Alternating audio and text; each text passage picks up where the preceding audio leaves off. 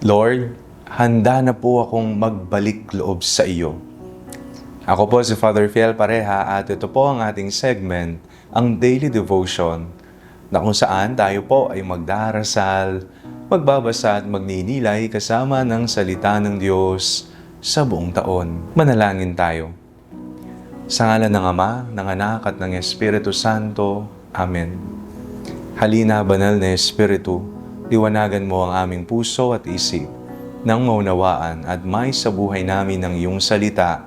Amen. Our Bible passage for today is from the book of Jonah chapter 3 verses 1 to 10, and I read it for you.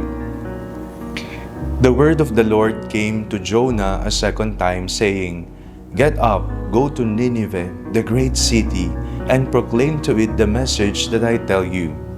So Jonah set out and went to Nineveh, according to the word of the Lord. Now Nineveh was an exceedingly large city, a 3 days walk across. Jonah began to go into the city, going a day's walk, and he cried out, 40 days more, and Nineveh shall be overthrown." And the people of Nineveh believed God.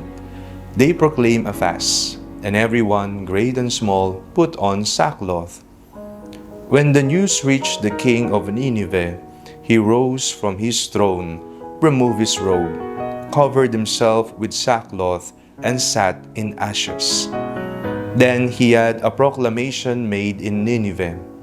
By the decree of the king and his nobles, no human being or animal, no herd or flock, shall taste anything. They shall not feed, nor shall they drink water. Human beings and animals shall be covered with sackcloth, and they shall cry mightily to God. All shall turn from their evil ways and from the violence that is in their hands. Who knows? God may relent and change his mind. He may turn from his fierce anger so that we do not perish.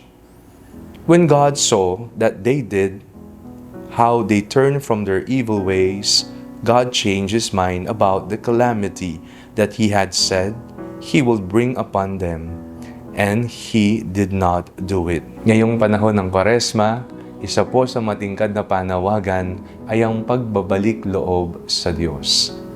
Kapag sinabing nagbabalik loob ako sa Diyos, ito'y nangangahulugan na mula sa ating pagkakawalay, mula sa sama ng loob, mula sa galit sa loob, mula sa tampo na nasa kalooban natin, mula sa makasariling mga nasa, mula sa paggawa ng mga kasalanan na naging mitya para umalis tayo o masira ang ating relasyon sa Diyos, tayo ay babalik na sa piling ng Diyos.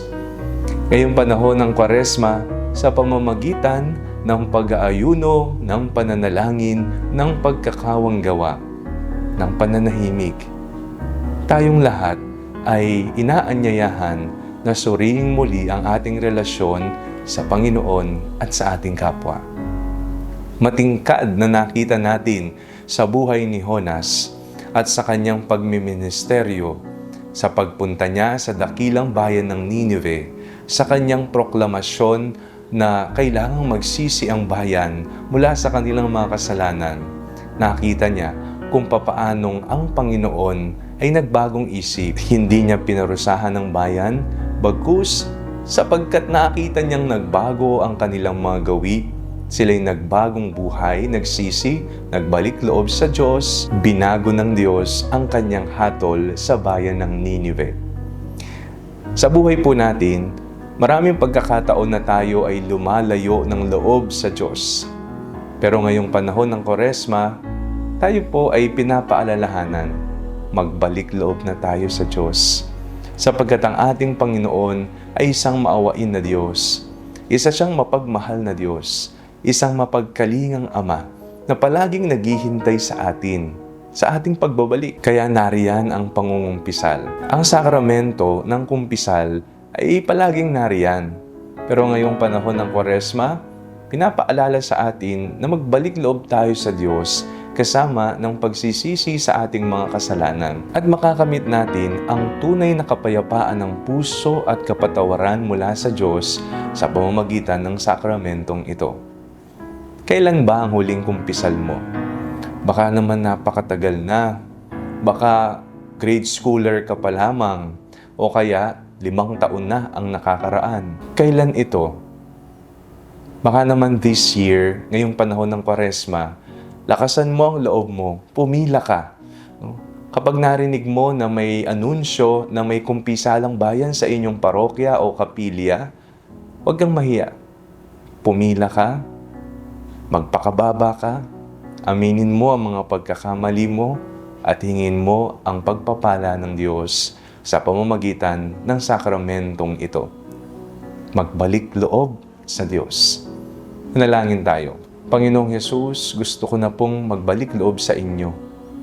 Sa aking mga kasalanan, sa mga ginawa kong mali sa buhay, nais ko na pong iwaksi ang mga masasamang bagay.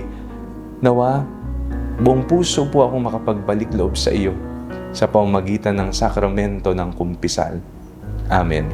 Sa ngalan ng Ama, ng Anak at ng Espiritu Santo. Amen.